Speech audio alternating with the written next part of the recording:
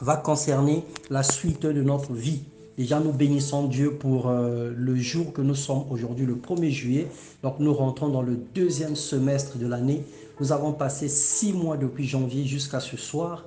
Et donc, il y a certaines personnes en fin d'année qui ont fait des vœux à l'Éternel, qui ont demandé des choses à Dieu. Chacun de nous nous disant toujours, Seigneur, pour cette année, je veux ceci, je veux cela. Pour d'autres ont vu la main de Dieu dès le premier mois, d'autres le premier trimestre, d'autres jusqu'à présent n'ont toujours pas vu l'accomplissement de ce qu'ils ont demandé. Il y a certains qui ont même oublié ce qu'ils avaient demandé à l'Éternel. Et nous voulons être focalisés sur les paroles que nous prononçons parce que ce sont des sémences. Nous voulons être focalisés sur la promesse de Dieu dans nos vies afin que nous ne puissions pas nous perdre parce que c'est le chemin, la vérité et la vie. Alors ce soir, notre méditation va se baser dans le livre de Néhémie. Néhémie, le chapitre 9, du premier verset au dernier verset. C'est une longue lecture, en tout cas soyez attentifs. Je vous invite à ouvrir avec moi dans vos Bibles. Nous allons faire cette longue lecture et à la suite, nous allons commenter et discuter selon ce thème que nous allons choisir ce soir. Donc Néhémie, le chapitre 9, à partir du verset 1, je vais lire la parole de Dieu au nom de Jésus. Le 24e jour du même mois, les enfants d'Israël s'assemblèrent revêtus de sacs et couverts de poussière pour la célébration d'un jeûne. Ceux qui étaient de la race d'Israël s'étant séparés de tous les étrangers, se présentèrent et confessèrent leurs péchés et les iniquités de leurs pères. Lorsqu'ils furent placés, on lut dans le livre de la loi de l'Éternel, leur Dieu, pendant un quart de la journée et pendant un quart, ils confessèrent leurs péchés et ils se prosternèrent devant l'Éternel, leur Dieu. Josué, Bani, Cadiel, Shebania, Bouni, Shérébia, Bani et Kenani montèrent sur l'estrade de Lévite et crièrent à haute voix vers l'Éternel, leur Dieu. Et les Lévites, Josué, Cadiel, Bani, Adéchad, Shéréa et Ojida, Shebania et Péchania dirent, levez-vous, bénissez l'Éternel votre Dieu, d'éternité en éternité, que l'on bénisse ton nom glorieux qui est au-dessus de toute bénédiction et de toute louange. C'est toi l'Éternel, toi seul, qui as fait les cieux des cieux et toutes leurs armées, la terre et tout ce qui est sur elle, les mers et tout ce qu'elles renferment. Tu donnes la vie à toutes ces choses et l'armée des cieux se prosternèrent devant toi. C'est toi l'Éternel Dieu qui a choisi Abraham, qui l'a fait sortir d'Ur en Chaldée et qui lui a donné le nom d'Abraham. Tu trouvas son cœur fidèle devant toi et tu fis alliance avec lui et tu promis de donner à sa postérité le pays de Cananéens, des Hétiens, des Amoréens, des Phérésiens, des Jubisiens, des Guergasiens et tu as tenu ta parole car tu es juste. Tu vis l'affliction de nos pères en Égypte et tu entendis leurs cris vers la mer Rouge. Tu opéras des miracles et des prodiges contre Pharaon, contre tous ses serviteurs et contre tout le peuple de son pays, parce que tu savais avec quelle méchanceté il avait traité nos pères, et tu fis paraître ta gloire comme elle paraît aujourd'hui. Tu fondis la mer devant eux, et ils passèrent à sec au milieu de la mer. Mais tu précipitas dans l'abîme comme une pierre au fond des eaux ceux qui marchaient à leur poursuite. Tu les guidas le jour par une colonne de nuée et la nuit par une colonne de feu, qui les éclaira dans le chemin qu'ils avaient à suivre. Tu descendis la montagne de Sinaï, tu leur parlas du haut des cieux et tu leur donnas des ordonnances justes, des lois de vérité, des préceptes et des commandements excellents. Tu leur fis connaître ton saint sabbat et tu leur prescrivis par Moïse ton serviteur des commandements, des préceptes et une loi. Tu leur donnas du haut des cieux du pain quand ils avaient faim et tu leur fis sortir de l'eau du rocher quand ils avaient soif. Tu leur dis d'entrer en possession du pays que tu avais juré de leur donner, mais nos pères se livrèrent à l'orgueil et raidirent leurs coups et ils n'écoutèrent point tes commandements. Ils refusèrent d'obéir et ils mirent en oubli les merveilles que tu avais faites. en leur faveur. Ils rédirent leurs coups et dans leur rébellion, ils se donnèrent un chef pour retourner à leur servitude. Mais toi, tu es un Dieu prêt à pardonner, compatissant et miséricordieux, lent à la colère et riche en bonté. Tu ne les abandonnas pas, même quand ils se firent un veau en fonte et dirent, voici ton Dieu qui t'a fait sortir d'Égypte, et qu'ils se livrèrent envers toi à des grands outrages, dans ton immense miséricorde, tu ne les abandonnas pas. Au désert, et la colonne de nuée ne cessa point de les guider. Le jour dans leur chemin, ni la colonne de feu de les éclairer la nuit dans leur chemin qu'ils avaient à suivre. Tu leur donnas ton bon esprit pour les rendre sages. Tu ne refusas point ta manne à leur bouche et tu leur fournis de l'eau pour leur soif. Pendant 40 ans, tu pourvus à leurs entretiens dans le désert. Ils ne leur manquèrent de rien. Leurs vêtements ne s'usèrent point et leurs pieds ne s'enflèrent point. Tu leur livras des royaumes et des peuples dont tu partageas entre eux les contrées, et ils possédèrent le pays de Sion, roi d'Hesbon, et le pays d'Og, roi de Basan. Tu multiplias leurs fils comme les étoiles des cieux, et tu les fis entrer dans le pays dont tu avais dit à leur père qu'ils prendraient en possession. Et leurs fils entrèrent et prirent possession du pays. Tu humilias devant eux les habitants du pays de Cananéens, et tu livras entre leurs mains avec le roi et les peuples du pays, pour qu'ils les traitassent à leur gré. Ils devinrent maîtres des villes fortifiées et des terres fertiles. Ils possédèrent des maisons remplies de toutes sortes de biens, des citernes creusées, des vignes, des olives, des arbres fruitiers en abondance. Et ils mangèrent, ils se rassasièrent et ils s'engraissèrent. Ils vécurent dans les délices par ta grande bonté. Néanmoins, ils se soulevèrent et ils se révoltèrent contre toi. Ils jetèrent ta loi derrière leur dos et ils tuèrent tes prophètes qui les conjuraient de revenir à toi.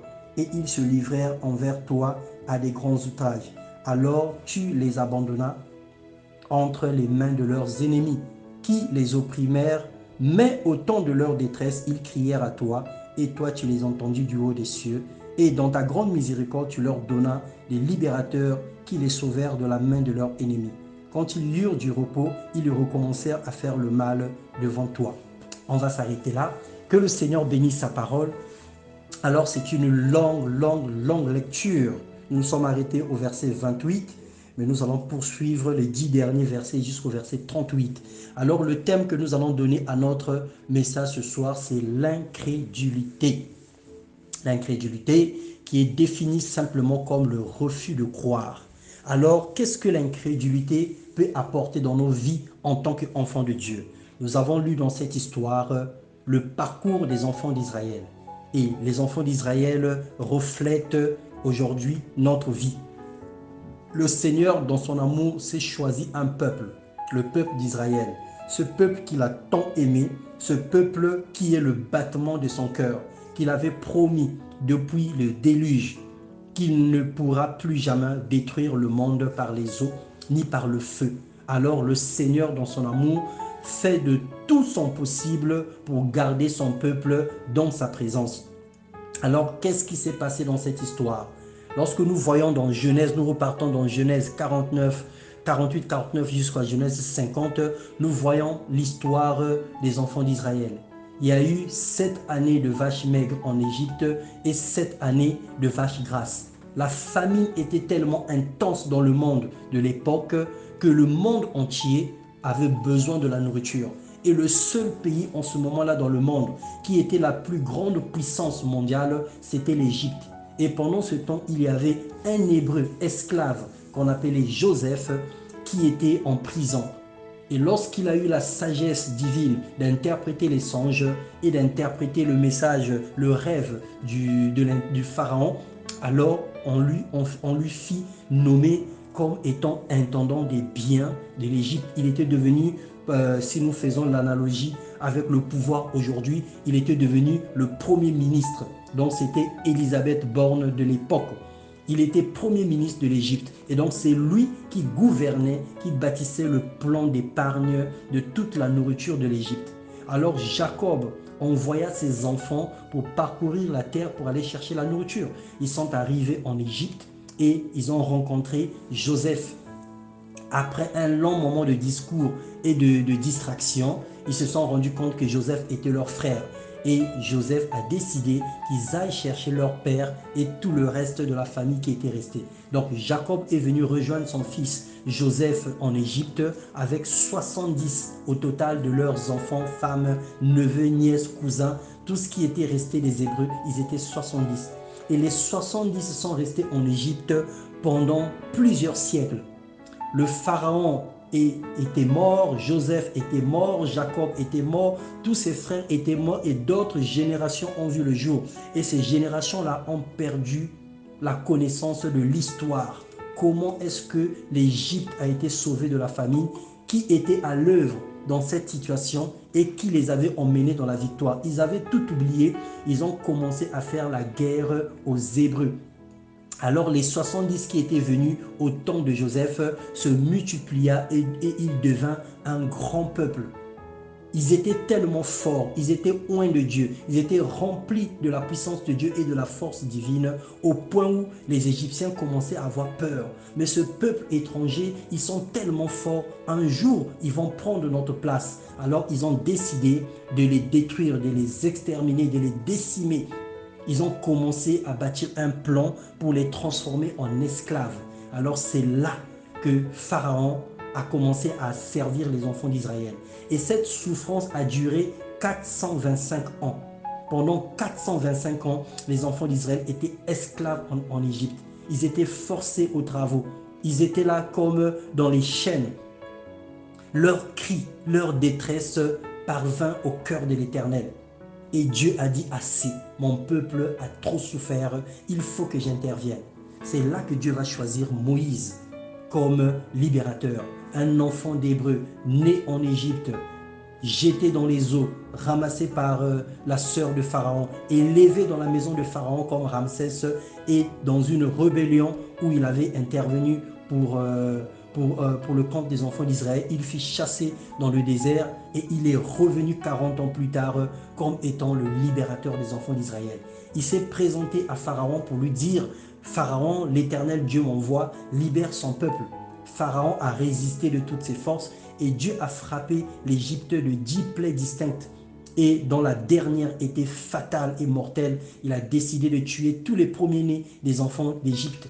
Et il avait protégé son peuple qui était à Goshen par le sang de l'agneau qu'ils avaient mis sur les linteaux.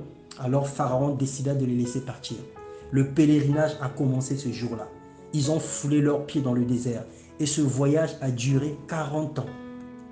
Pendant 40 ans, le jour, il y avait un nuage qui était dans le ciel comme leur GPS, qui était comme leur radar, qui leur guidait. Lorsque ce nuage s'arrêtait, eux aussi devaient s'arrêter pour se reposer. Lorsque le nuage se mettait en marche, eux ils continuaient le chemin. La nuit, lorsque la nuit tombait, c'était une colonne de feu qui s'allumait devant eux, qui les éclairait, qui les réchauffait et qui les guidait également aussi comme un GPS dans la nuit. Et la colonne de feu se déplaçait miraculeusement devant eux. Ils étaient en train de suivre la colonne de feu.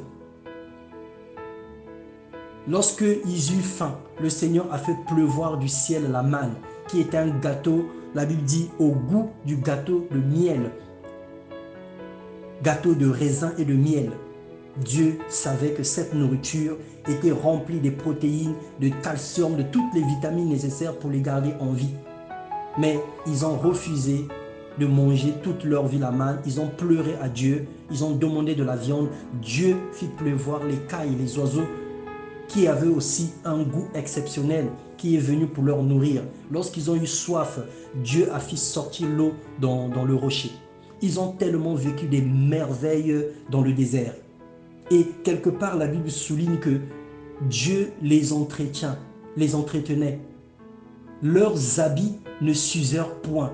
Ça veut dire que les 40 années qui sont passées dans le désert, les vêtements grandissaient dans leur corps. Il n'y avait pas de couturier, il n'y avait pas de supermarché, il n'y avait pas de boutique dans le désert pour s'acheter les vêtements. Ils ont fait 40 ans. Les vêtements qu'ils ont emportés dès le premier jour ne pouvaient pas suffire aux 40 années.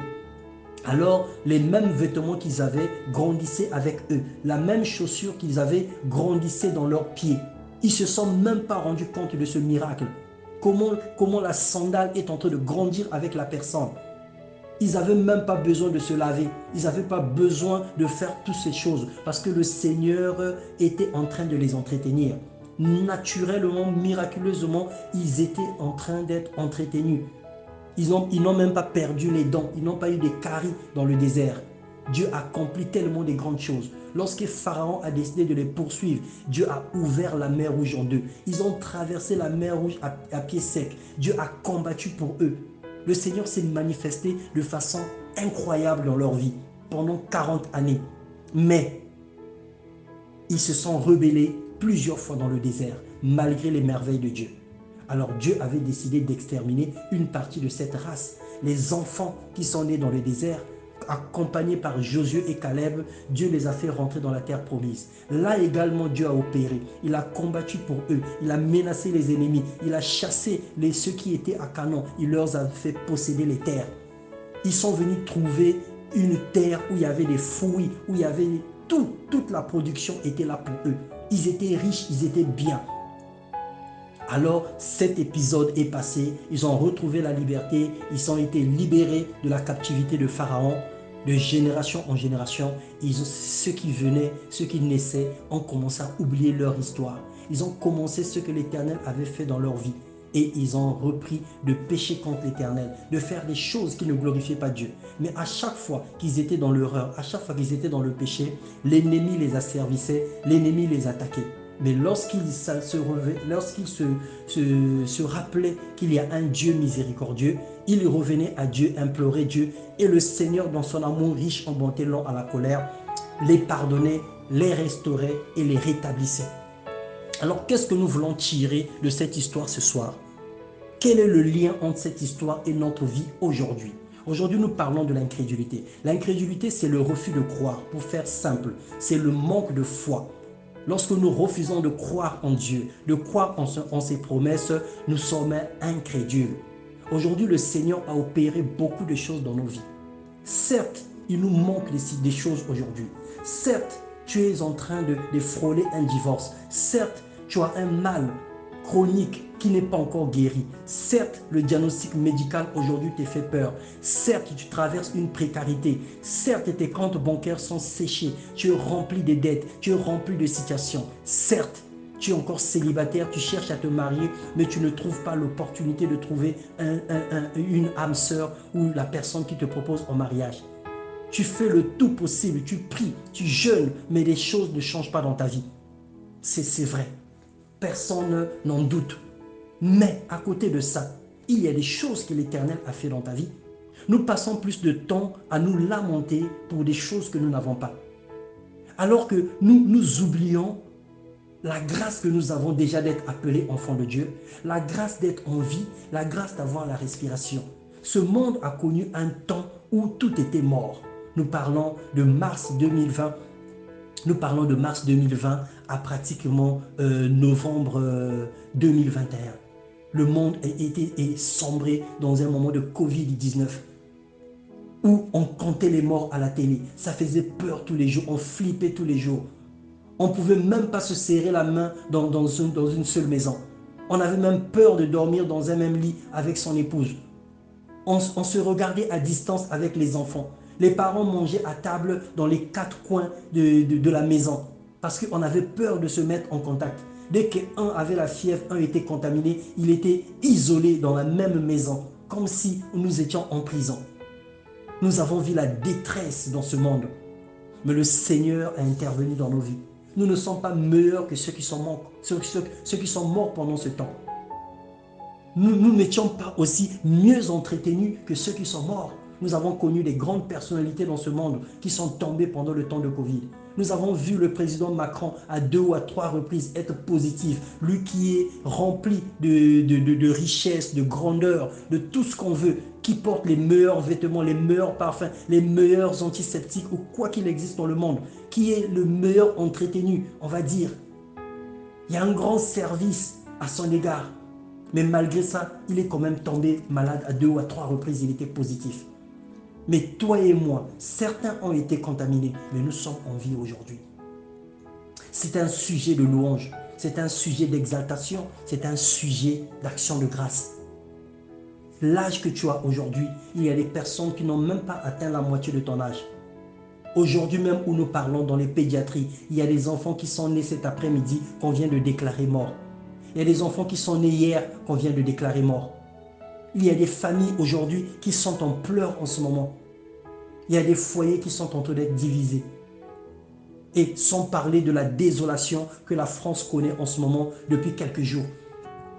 Des personnes qui ont perdu leurs biens, qui ont perdu les commerces, qui ont perdu leur investissement, qui ne savent plus ce qu'ils vont devenir. Il y a des gens qui ont travaillé pendant 40 années de leur vie, 20 ans de leur vie, 25 ans, 30 ans de leur vie.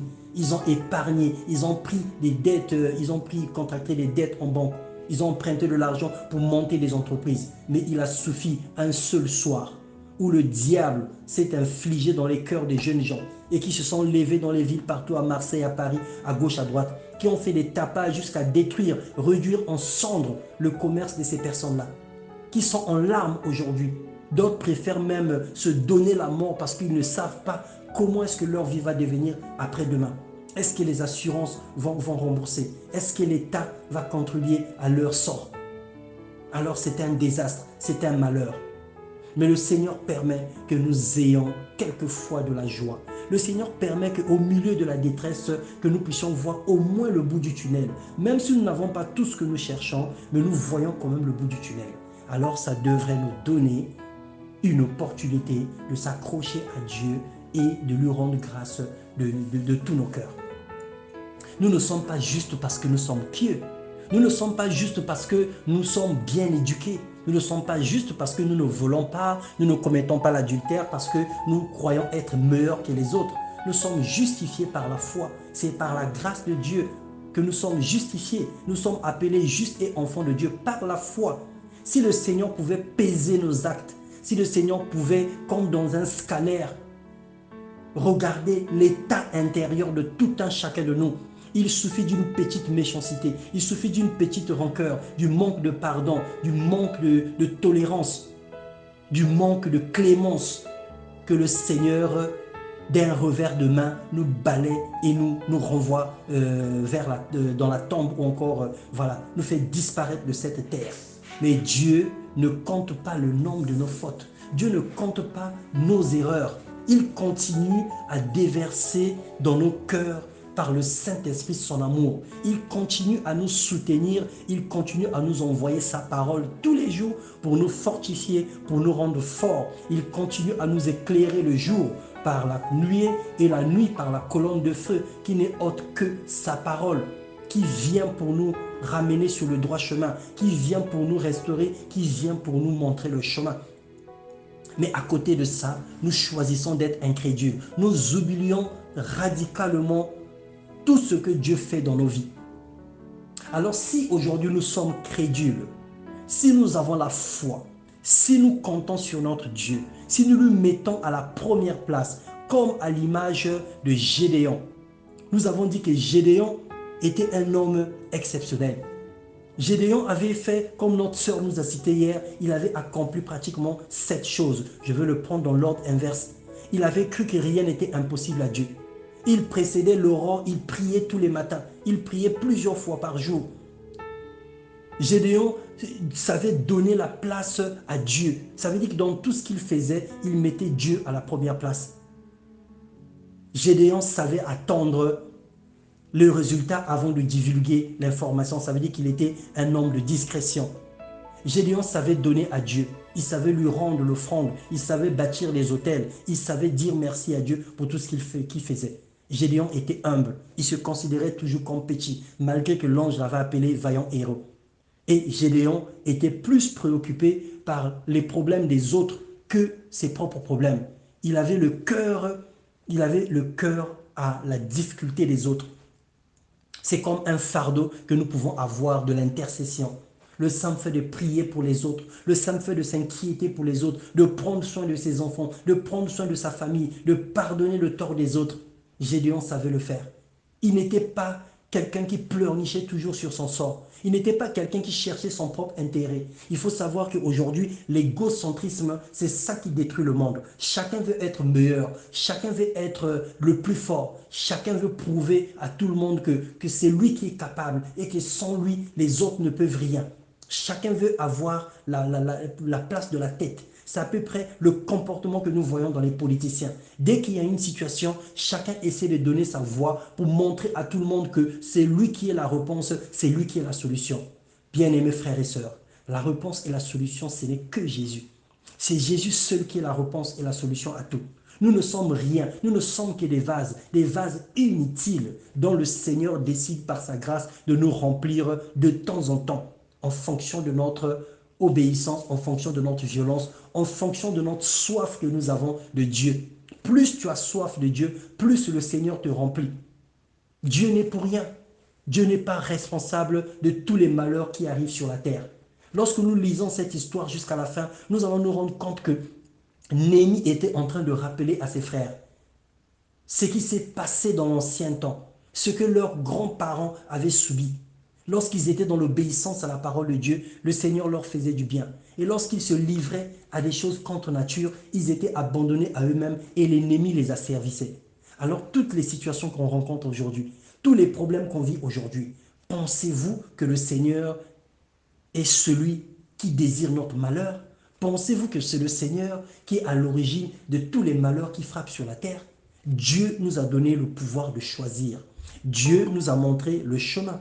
Et c'est à nous de choisir s'il faut aller à gauche ou à droite. Le Seigneur, dans son amour, nous rappelle ses lois. Et ces lois sont merveilleuses. La vie chrétienne n'est pas un ensemble des commandements et des lois, comme si nous étions des esclaves. Mais non, le Seigneur a résumé toute la loi en 2 commandements. Tu aimeras ton Dieu de tout ton cœur, pour nous pousser à l'adoration, à rendre grâce à Dieu, à le reconnaître comme l'unique vrai Dieu et le véritable. Et tu aimeras ton prochain comme toi-même, comme code de conduite, pour savoir comment marcher en société, pour savoir comment de faire le bien, pour savoir comment aimer, pardonner et accomplir les desseins de l'Éternel autour de nous. Dieu a résumé toute la loi en 2 commandements seulement. Lorsque nous nous aimons les uns les autres, nous ne pouvons pas faire du mal aux autres. Lorsque nous nous aimons, nous allons respecter les autres. Lorsque nous aimons les autres, nous allons prendre soin d'eux. Nous allons avoir le cœur plein de compassion. Nous allons être cléments et nous allons supporter les faiblesses des autres parce que nous n'avons pas la même éducation, nous n'avons pas la même grâce, nous n'avons pas été élevés de la même façon, nous n'avons pas les mêmes opportunités et nous ne rencontrons pas les mêmes difficultés. Il y a des personnes qui sont chargées négativement par les puissances démoniaques qui les lient et qui les empêchent d'être stables. Et d'un moment donné, ils peuvent être déséquilibrés dans leur comportement. Il suffit d'un petit malentendu pour que sa bouche puisse sortir des paroles blessantes comme des lames de couteau.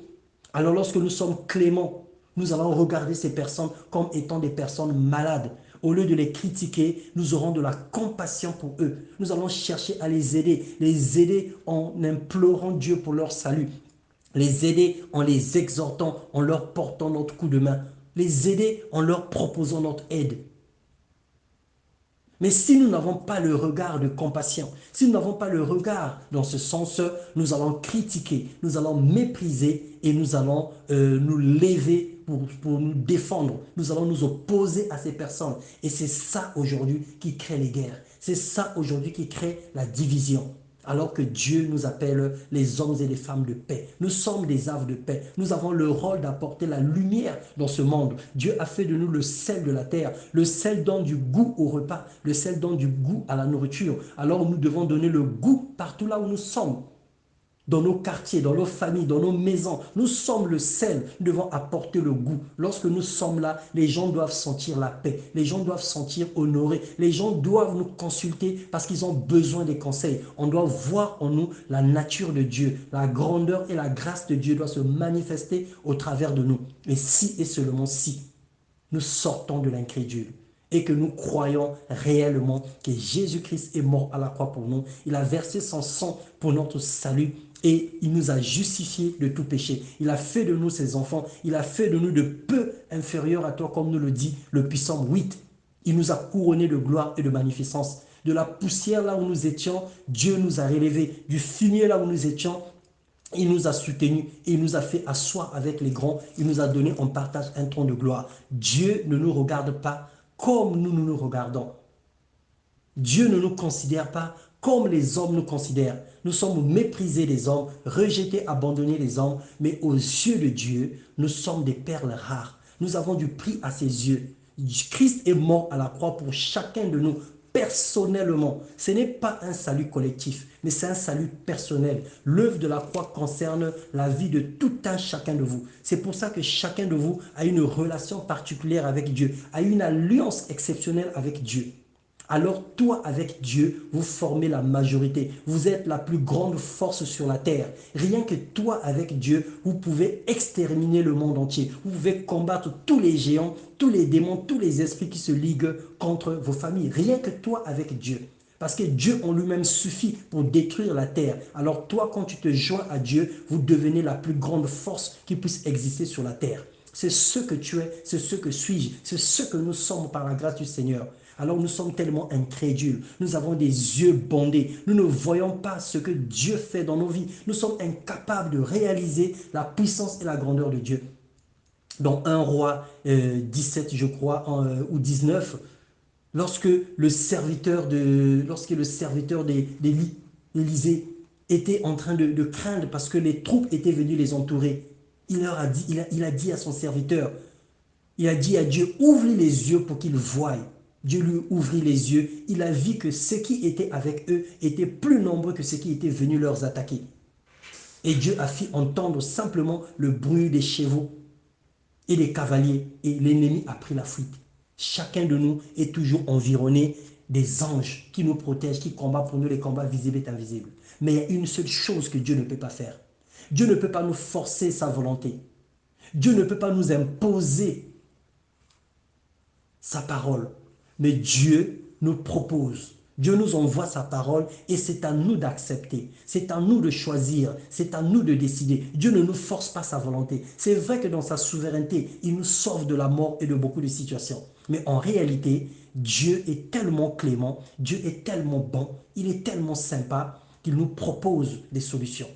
Il nous envoie des songes, il nous envoie des visions, il nous envoie sa parole, il nous envoie le Saint-Esprit pour nous parler, pour nous avertir. Même quand nous sommes insensibles à tout cela, il continue encore à être patient envers nous.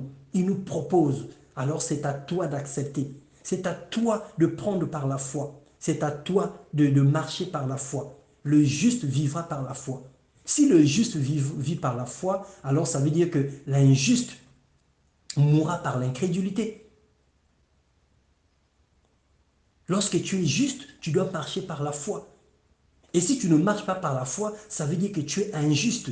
Et si tu es injuste, alors au lieu de vivre par la foi, tu mourras par incrédulité. Et donc l'incrédulité est en conséquence le poison qui tue les injustes. L'incrédulité est le poison qui empêche certaines personnes de voir Dieu, qui empêchera certaines personnes d'entrer dans le royaume de Dieu, qui empêchera certaines personnes de vivre les merveilles du Seigneur. Dans les Psaumes, le chapitre 11, le verset 3, je crois, la Bible déclare que lorsque les fondements sont renversés, le juste, que fera-t-il? Aujourd'hui, les fondements du monde entier sont renversés. Le monde est dans la désolation. Il se passe plein de choses. Alors, juste que tu es, quelle est ta responsabilité sur le monde actuel?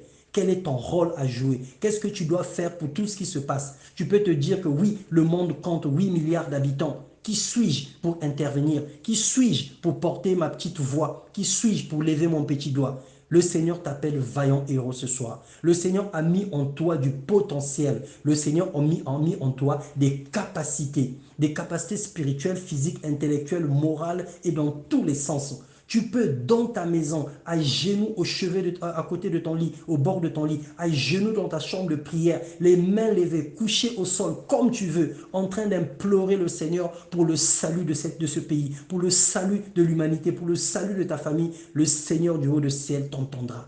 Parce que toi, tu as une alliance avec Dieu. Tu n'as plus besoin d'intermédiaires, tu n'as plus besoin comment on appelle, d'audience pour rentrer dans la présence de Dieu. Le voile du temple s'était déchiré en 2 morceaux et Dieu nous a donné accès au lieu très saint. On n'a plus besoin des sacrificateurs pour aller vers Dieu parce qu'il a fait de toi un royaume des sacrificateurs. Tu peux parler avec Dieu directement. Tu peux lui dire ce que tu ressens. Tu peux lui demander ce que tu veux. Tu peux lui dire ce que tu cherches et ce que tu veux qu'il fasse.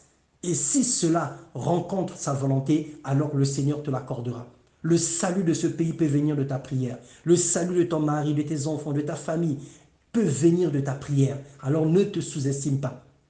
Aujourd'hui, ce que le Seigneur veut nous enseigner ce soir, c'est d'être des hommes et des femmes de foi.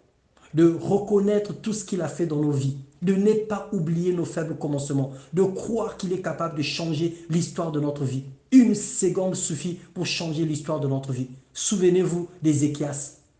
Cet homme qui était voué à la mort à cause de la maladie, où Dieu avait déjà décrété sa mort, mais il a pleuré, il a crié à Dieu, et le Seigneur lui a ajouté 15 années de vie. Alors, qu'est-ce que Dieu n'est pas capable de faire dans ta vie? Qu'est-ce que Dieu n'est pas capable de faire dans ta vie? Le Seigneur nous adresse ce soir un message d'espoir, un message d'espérance, un message de paix, un message pour remonter notre foi, pour dire qu'il ne nous a jamais oubliés et qu'il ne regarde pas à nos fautes. Il ne nous encourage pas à vivre dans le péché. Il ne nous encourage pas de vivre dans les désordres. Mais seulement, il ne regarde pas à nos fautes. Il nous tend la main ce soir. Il nous tend la perche ce soir. À nous de couper avec les amarres, de couper avec tout ce qui ne l'honore pas, de crier à lui nuit et jour, de rechercher sa face et sa gloire, de lui laisser intervenir dans nos situations, de ne pas nous laisser nous venger nous-mêmes, mais de laisser agir la colère de Dieu et d'implorer sa grâce nuit et jour, de persévérer jusqu'au résultat. Ma définition de la persévérance, c'est percer pour voir. Je considère les situations comme étant des murs qui se dressent devant moi, comme étant des montagnes qui se dressent devant moi. Alors lorsque je dois persévérer, ça veut dire que je dois percer le mur pour voir ce qui se cache derrière le mur. Et le mur, il peut être en béton, le mur, il peut être en acier, le mur, il peut être en tôle, le mur, il peut être en tissu. Peu importe le type de mur, il y a toujours un matériau qui est plus efficace pour détruire le mur qui se dresse devant nous. Quel que soit le type de mur, quel que soit le type de matériau utilisé pour construire le mur, il y a toujours un bulldozer, il y a toujours un outil, il y a toujours quelque chose qui peut détruire le mur. Le métaux le plus rigide sur la terre, c'est le diamant. Le diamant constitue une pierre qu'on revêt les métaux pour les rendre les plus rigides. Dans les outils que nous utilisons dans nos maisons, les perceuses, les mèches à perceuses, les marteaux, on les revêt d'une couche de diamant. Parce que c'est un matériel très rigide. Mais il y a toujours quelque chose qui le casse. Il y a toujours quelque chose qui le détruit. Quelle que soit l'épaisseur, même les coffres forts des banques qui sont conçus de façon à ceux qui offrent une sécurité optimale. Mais il y a des gens, il y a des personnes qui ont trouvé les moyens pour les détruire et pour les casser. Alors, rien n'est impossible à celui qui croit. De ta persévérance, tu verras le bout du tunnel. De ta persévérance, tu briseras les murs et les montagnes qui se dressent devant toi. Et par la foi, tu atteindras la victoire. Même s'il te reste un seul pied, même s'il te reste une seule main, rampe, roule au sol, mais n'abandonne pas. N'abandonne pas. Il y a un adage qui dit qu'on ne peut pas empêcher un oiseau de voler sur notre tête. On ne peut pas l'empêcher. Parce que lorsque nous marchons, un oiseau peut voler sur notre tête. Mais on peut l'empêcher de construire un nid sur notre tête. Si nous laissons un oiseau construire un nid sur notre tête, ça veut dire que nous sommes responsables de ce qui est en train de se passer dans notre vie. Alors c'est le même combat que nous avons avec le diable. Il viendra toujours nous attaquer. Il viendra toujours nous oppresser. Il viendra toujours nuire à notre vie. Mais si nous le laissons entrer dans notre maison, si nous lui laissons accès, si nous lui permettons de faire ce qu'il a à faire, alors c'est là où nous allons connaître la désolation. Tu as le pouvoir ce soir de refuser accès au diable dans ta vie. Tu as le pouvoir de refuser accès à la maladie, de refuser accès à la souffrance, de refuser accès à toutes sortes de situations. Les problèmes qui nous arrivent, c'est nous-mêmes qui les nommons. Le vocabulaire inhérent ou relatif à nos problèmes, c'est nous qui choisissons. Lorsqu'un problème t'arrive, c'est toi qui décides de l'appeler opprobre. C'est toi qui décides de l'appeler confusion. C'est toi qui décides de l'appeler combat. C'est toi qui décides de l'appeler ruine. C'est toi qui décides de l'appeler perte. Le vocabulaire, ça vient de nous-mêmes. Nous sommes nous-mêmes responsables de ce qui nous arrive. Il suffit qu'on change notre vocabulaire, que ce que nous appelons nos problèmes, qu'on puisse l'appeler peut-être un vent passager. Ce que tu appelles toi difficulté, que tu puisses l'appeler certainement, on va dire juste un éclat ou une étincelle. Change le vocabulaire des situations qui t'arrivent. N'appelle pas conjuration ce que le peuple appelle conjuration selon Ésaïe 8, je crois. N'appelez pas conjuration ce que le peuple appelle conjuration. Ne craignez pas ce qu'ils craignent et ne soyez pas effrayés. On ne peut pas avoir le même langage que les gens du monde. On ne peut pas avoir le même langage que les gens du monde.